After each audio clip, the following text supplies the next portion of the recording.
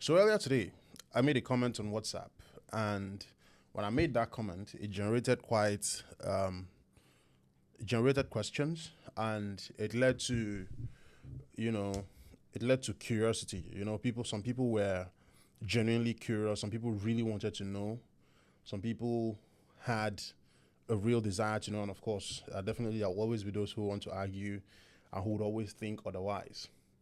And that question was, the statement I made was, it is a woman's duty to convince a man to marry her or to start a family with her or to commit to her, and not the other way around.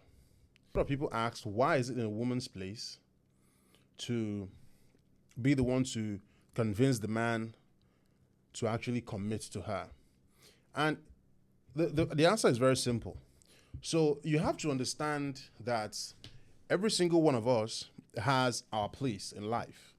And let's say in a relationship dynamic or in a marital arrangement or whatever it is, even as friends, everybody has a role that they play. And you must understand the role that you play and also understand the keys that you have and the powers that you have, because every single one of us has a certain kind of power or a certain kind of value they bring that makes them important in the equation. So the question is, what key do you hold, or the key to what do you hold, or what control do you have? When we talk about control, it is very simple. When we talk about control, it's very simple. Women control access to intimacy, and they control access to intimacy for real. So, for instance, a woman controls access to whether you're going to get intimate with her or not, whether she's going to give you access to her body or not. No matter how much a man wants it, no matter how much a man desires to have intimate knowledge of a woman, if the woman does not grant that access, you can't have it. Primarily because that is what she controls. That is her key. That is her control. That is her area. Better still, let's even look at it. That is her sector. She's in charge of the intimacy sector. She's boss in that area. And if you make a move and you try to get close to her and you seek consent and she doesn't grant consent, you stay the hell away. That is her sector. She also controls the birth of life. So you have to understand that when a woman does not want to make you a father, does not want you to be the father of her child, there is no way you can be the father of her child. It is her body. And even if, say, for instance, she gets pregnant, or you're able to make her pregnant, and she decides for whatever reason that she's not interested in carrying your offspring, she's not interested in carrying your seed, she's not interested in bringing a child into this world in your name, there is nothing you can do about that. It is her body, it is her right, and she determines what she can do with that. So that's another control that she has. That's another key that she has. That is another sector that she's in control of. So she's in control of childbirth. So if she decides, I'm not making a child with you, I'm not having a child with you, I don't want to make you a father, there is nothing you can do about it. No matter how much you plead and cry and it is against her wish, you will not have a child from that woman. That is her control. That's her key, that's her sector. She's in charge, she's madam, she's boss in that area. But then the male sector is a sector of commitment. And that is why when you talk about the sector of commitment, this is a sector that leads to marriage, that leads to long-term commitment, that leads to long-term unions. That is the male sector. And it is up to a man to initiate that. And it's up to a man to grant that commitment. So, for instance, no matter how much a woman wants the commitment, let's say you've been in a relationship with a guy 2 years, 3 years, you've been in a relationship with a guy, and he hasn't asked the important question, or like what they say, pop the question. He hasn't popped the question of, oh, will you marry me? Yes, he's asking the woman, will you marry me? But until he asks the question, the relationship remains just a relationship. We don't go further from there until the man says, all right, it's time. And of course, in African settings here, he has to take his family and come all the way to your family. And then he has to set up the traditional wedding. He has to set up a whole lot of things. He has to spend his money. And in some areas or some parts of Igbo land where I come from, you're going to run into an outrageous list, and some areas you're going to run into a friendly list. Whatever it is he runs into, that is his own making, because he chose to commit to the woman, and that is what it takes to have a wife. He has chosen to have a wife. He has chosen to commit to a woman, and that is what his commitment is going to cost him. It's going to cost him money. It's going to cost him this. It's going to cost him a few things.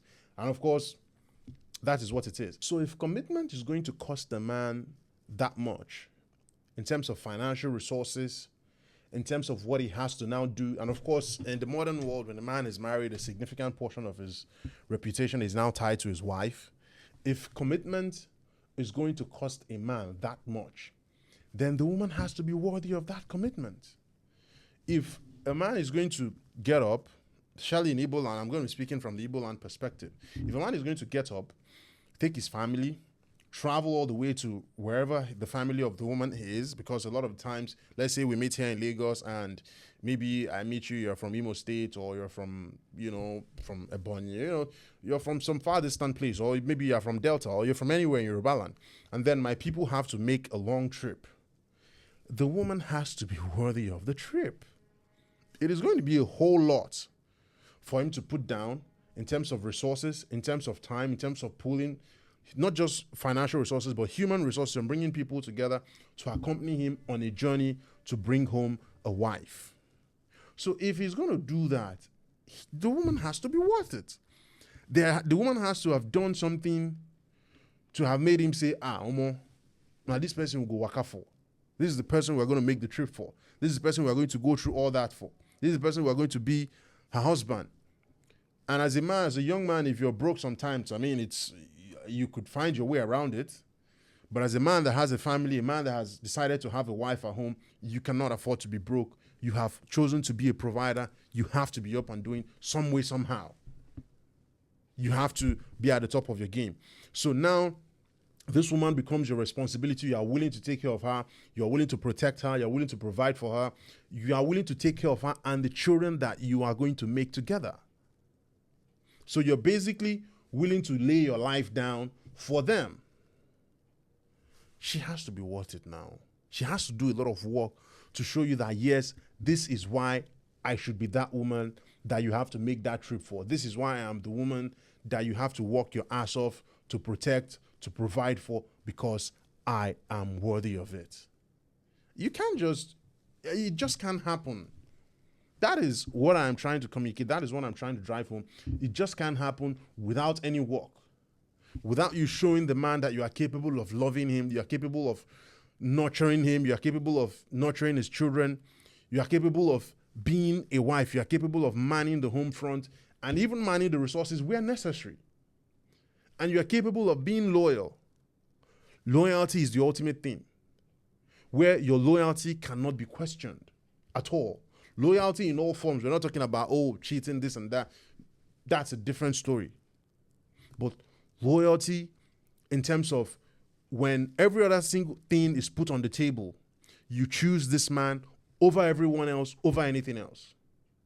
That is how you are going to be able to show that, yes, you are worthy of that. But if for every single time you don't trust his leadership, you're interested in arguing a lot with him, because I've seen some things online. I see people who make statements like, if I'm not behaving badly towards you, or if I'm not acting weird towards you, then it means I don't really love you. No, there has to be peace. There has to be peace. Imagine how difficult it is already out there to make money, to succeed in the modern world, how difficult it is with inflation and all of these things, rising cost of living, all of these things are rising and rising and rising. And someone is willing to shoulder all that responsibility, and then he has to now get home and equally have something to deal with at home. There's enough outside already. We have plenty to deal with on the business front. So just imagine you're able to get home to a warm hug, to a nice massage. You immediately forget whatever it is you had to deal with out there. So now we're looking at it from the angle of him being in control of whether that union is going to happen or not. Because first of all, he's going to spend the money to come over and initiate the commitment. So he has to look at himself. He has to weigh his options. And then when he takes on the commitment of being a woman's husband, which ultimately makes him her protector and provider, that also means that he has to have weighed his options in terms of finance, in terms of income, and he's sure that he's able to take care of that woman. Then he goes ahead to ask the question.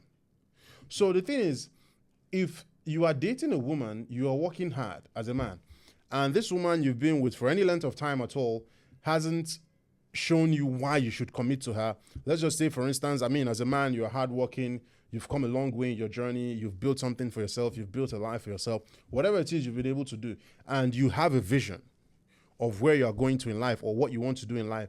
And it is now up to you to look around and seek a woman who is going to be with you in that journey, to build that empire with you. So because you're bringing in that woman into your life to start a family with her, that woman who is coming into your life has to meet certain criteria.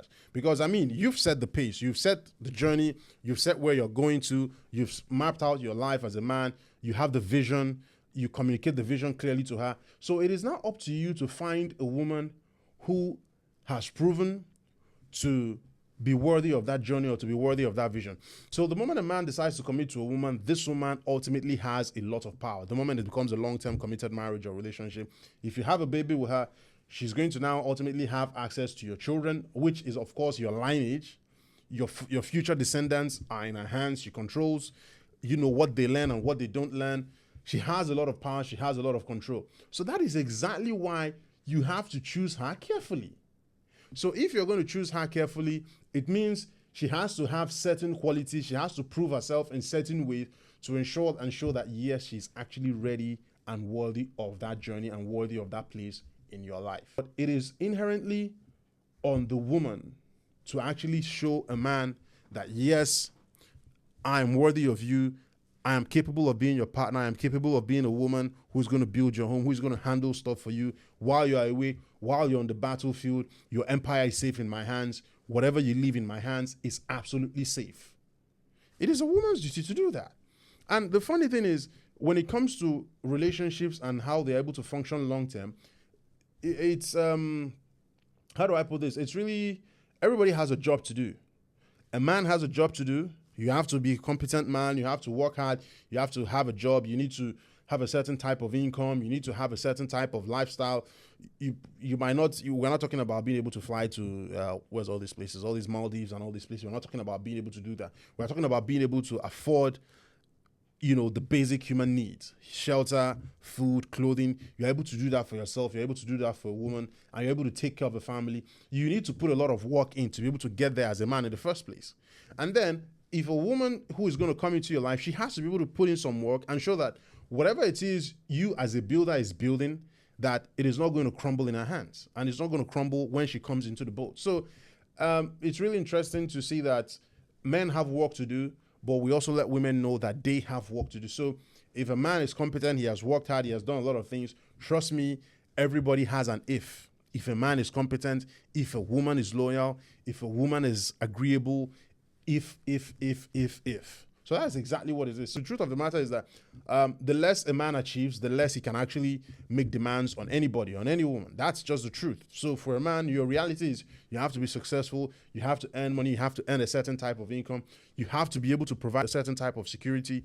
You have to be able to do that, to be able to make demands. And of course, the more you make, the more demands you can make. So if a man is able to provide a certain type of lifestyle for you, and you feel that this man is capable of taking care of you, is capable of being a father to your children, and is capable of, being a husband, for whatever reason, you think there is no amount of work for you to do to actually be in that place, to enjoy those things that man is providing. So, and that's really how it should be. That's really how it is. It's not how it should be. That's really how it is.